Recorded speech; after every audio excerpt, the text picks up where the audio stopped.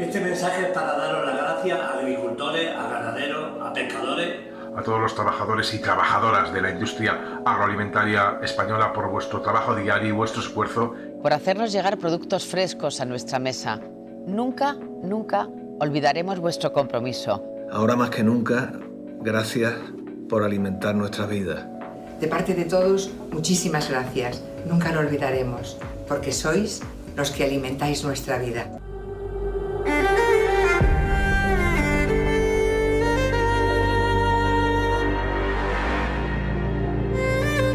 Pulverizadores Fede te ofrece la noticia agraria del día.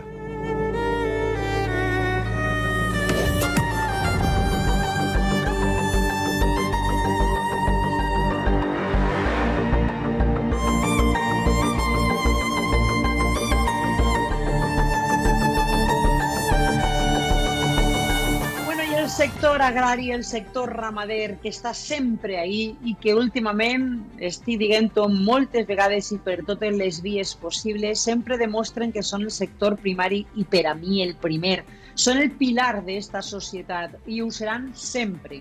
I estan demostrant-ho. Heu escoltat aquest vídeo en homenatge del Ministeri a tots ells i molts companys de medis nacionals sempre estan dient en estos dies que no s'oblidaran. Això espere.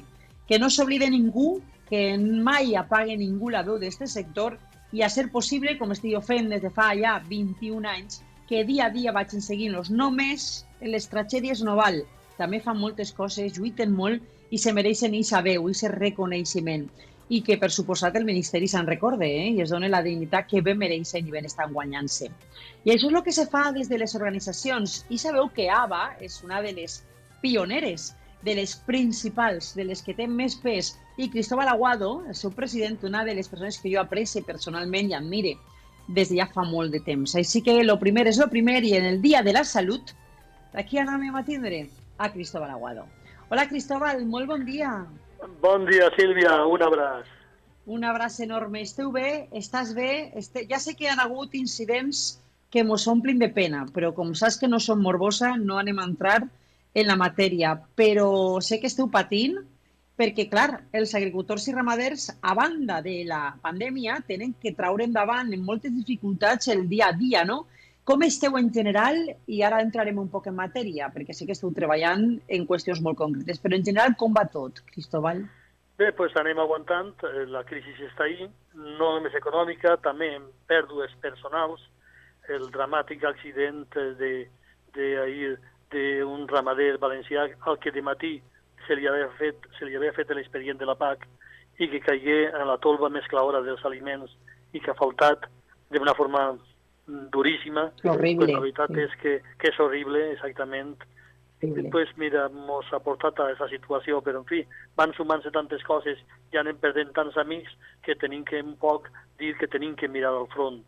Però el que està clar és que tenim que, com a organització agrària, que és ABA-SAJA, pues té que alçar la veu reclamant el que fa falta per als seus sectors i més que res en aquest moment en què el coronavirus ha tancat a tanta gent en casa, que ha immobilitzat tantes cadenes de tendes, de restaurants, d'hostaleria en definitiva i que donaven eixida a aquest canal directe del productor, el matadero i el consum, pues que com ho altera tot i està generant pèrdues extraordinàries, pues estem treballant en el tema i ja hem aconseguit pues que el Ministeri menege fitxa també.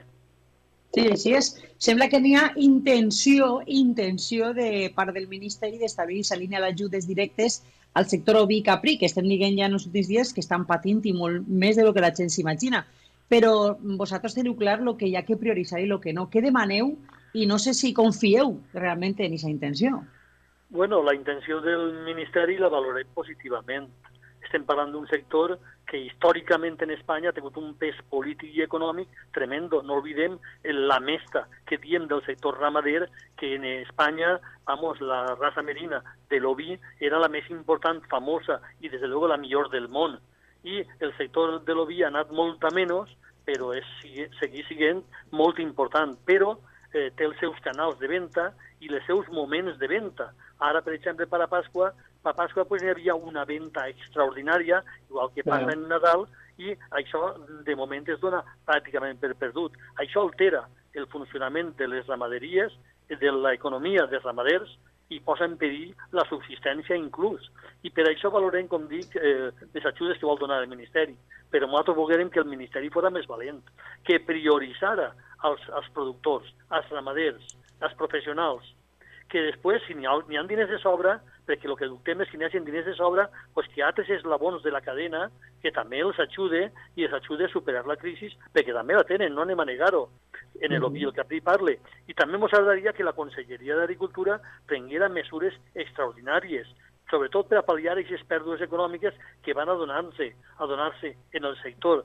Tenint en compte que en aquest moment, si no hi els animalets més jovenets dels cabritos i de les ovelles, anem a tindre un excés de pes en els animals i que això significa que o bé s'almacena, es mata i s'almacena, o bé s'ajuda, o bé se dona facilitats perquè puguen ser per renovar la cabanya ganadera i, en definitiva, per millorar la situació, perquè els costs de l'alimentació van a continuar, però la ganaderia té que estar a punt, m'entens? Sí. Tot això, avui per avui ja supera els 5 milions de pèrdues, però és que dins d'unes setmanes superarem previsiblement més de 30 milions. Això, Sílvia, els ramaders no poden aguantar-ho. I el govern només que contempla fins a 70 animals. Devia de ser més animals. És més, que tingueren en consideració és que són no només els animals que van a matadero, sinó també els de reposició que tenim, que moltes ganaderies van envellint-se i tenen que modificar-se i tindre en compte també tota la feina que tenen que fer, etc. El que està clar és que les ajudes aquestes tampoc poden ser mentre dure la pandèmia esta, sinó de l'alarma. Té que ser, l'Estat canviarà, però 2 mesos després, per lo menos, hasta 2 mesos després, no es reprendrà, pensem nosaltres, en la marxa normal de la vida i del consum. Entonces, jo crec que la Conselleria té que allargar, i el Ministeri tenen que allargar les ajudes un poc més, i, a més, l'almacenament privat, d'alguna manera, de la carn té que fer-se. Crec que és un esforç que devien de tindre en compte i donar una garantia de futur al sector de l'oví.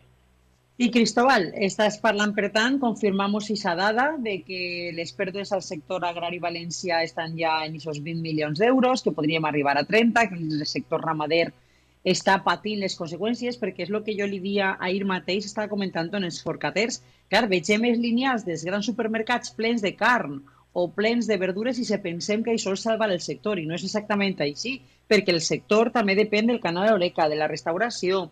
Igual se salven 3, però en general estem patint les conseqüències d'aquesta pandèmia d'una forma molt directa, però és que tampoc esteu tinguent mà d'obra, no? En algunes zones arranquen ara campanyes i no teniu temporers, i damunt en la zona de l'Horta me digueren també l'altre dia que estan tinguent problemes a l'hora d'aconseguir-ne preus. O sigui, n'hi ha molts punts, molts elements que estan complicant la conjuntura, però n'hi ha uno que ahir... N'hi ha uno que me preocupa. En el cas de la llet i tot això, m'han dit que algunes indústries estan aprofitant la conjuntura per apretar els preus, també? Això és cert?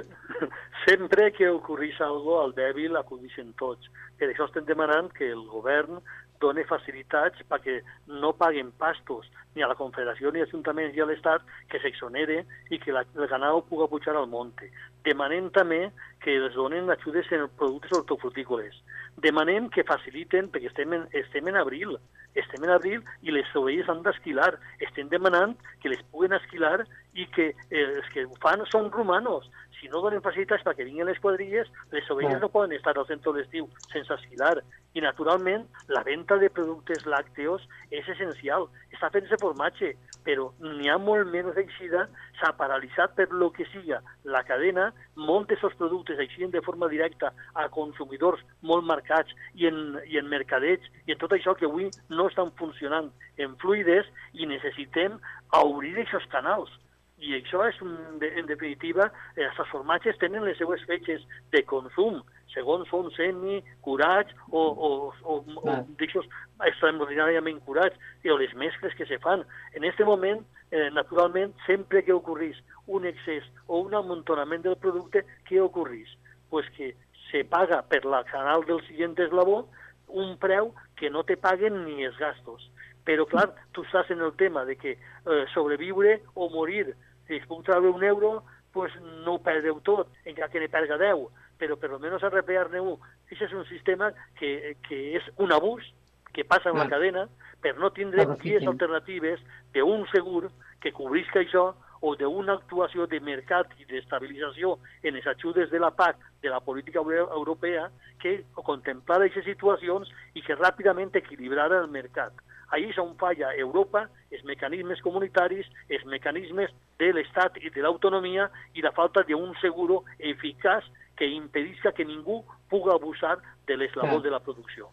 Ara que deurien estar de veres aplaudint, perquè està tot el món fent-ho, en les xarxes, el propi ministeri, els medis que vos fan més cas que mai, que jo estic encantadíssima, estan tot forcatejant, tot el món forcateja últimament i defen el sector i tal, i això m'alegra, a veure si després se donen compte i se fan papers i lleis que vos ajuden a tindre aquesta dignitat garantida. Escolta, i lo del mercat rus, perquè heu demanat al govern també que lideri un front comú en la Unió Europea per intentar recuperar el mercat rus. Això hi ha alguna resposta o...? Bueno, resposta no en tenim, però sí que sabem que públicament el govern d'Holanda i el govern de Bèlgica i també inclús en Alemanya estan havent veus que van parlant d'això i ens agradaria que un govern que representa els espanyols, que representa a un sector que ven moltíssim, que podria vendre moltíssim en Rússia, que podria salvar algun sector, com és el cas del caqui, i recuperar-lo. I tot això, pues, m'estranya que el govern estigui tan desbordat que sigui incapaç de veure fora del coronavirus, que a més d'atendre el coronavirus, que té que atendre en molta més rapidesa, en molta més eficàcia, i s'havia d'haver adelantat molt més, pues que no pot perdre de vista els sectors econòmics, perquè el coronavirus passarà, però la recuperació i el manteniment de les empreses, el manteniment dels llocs de treball i, en definitiva, el creixement de l'economia i el portar l'economia espanyola a un puesto més segur i més de viabilitat s'ha de fer. I s'ha de fer que no n'hi ha un ministeri només de sanitat, n'hi ha molts ministres, i n'hi ha molts assessors, i n'hi ha molts... La burocràcia més gran del món, no d'Europa, del món. Com és possible que no estiguem en una bandera tremenda en Brussel·les dient Rússia s'obri, passem pàgina, llevem penalitzacions i que mos lleven penalitzacions, donem solucions als ciutadans, que assisten per servir als ciutadans i no pas capritxos de la política alta que pareix que estiguen en la lluna i que no veuen la terra. Crec que va sent hora de donar-nos solucions i de deixar-nos respirar i viure i menys assessors. A lo millor en menys assessors, segurament les línies serien més directes. No, d'esta està claríssim. Tot el món ho comenta, tots els experts, inclús en geopolítica, ho diuen, Cristóbal, si Europa no respon ara, cuidadito que Europa es tambaleja. Que facin l'Europa, si és el que volem, que facin l'Europa que volem, la que demanen els ciutadans, no la que volen els capritxosos que no han treballat en sa vida. És més clara avui, a més tu la coneixes molt bé.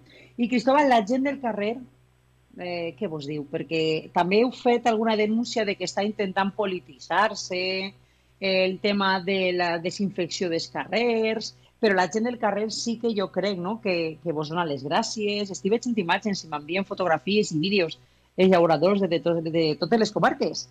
Que esteu notant algo de carinyo, almenys? Sí, la societat en general s'ha donat compte de que l'alimentació, tindre segura l'alimentació, per lo menos les penes com pan són menys penes, ja ho saps, i la garantia alimentària és molt important.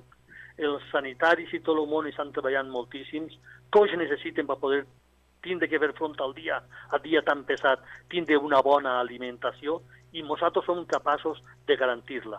I, a més, de sacrificar algun rato, que no és un sacrifici, perquè això va en benefici absolutament de tots, doncs si hi ha que treure turbos al poble, perquè el poble no té altre mig per luchar contra el virus, doncs ahir col·laborem els llauradors, que tenim EPIs, tenim equipo, tenim aparatos, tenim de tot. I ho fem desinteressadament i en la millor voluntat del món, perquè això és una tasca de tots.